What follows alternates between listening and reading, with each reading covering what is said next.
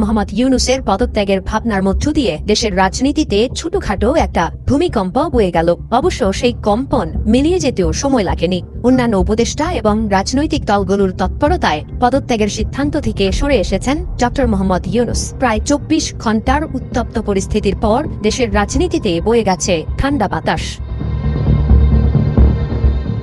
বলা বাহুল্য, প্রধান উপদেষ্টা কোথায়ও প্রকাশ্যে তার পদত্যাগের ভাবনা শেয়ার করেননি। নানা ইস্যুতে ত্যক্ত বিরক্ত হয়ে উপদেষ্টা পরিষদের বৈঠক এবং কাছের কয়েকজনের সঙ্গে তিনি তার অভিপ্রায় জানিয়েছেন। এরপরেই বিদ্যুৎ গতিতে বিষয়টা বাইরে চলে আসে। একইভাবে পদত্যাগের চিন্তা থেকে সরে আসার ক্ষেত্রে কয়েকটি শর্তের কথাও রুদ্ধদ্বার বৈঠকে সংশ্লিষ্টদের জানিয়ে দিয়েছেন তিনি।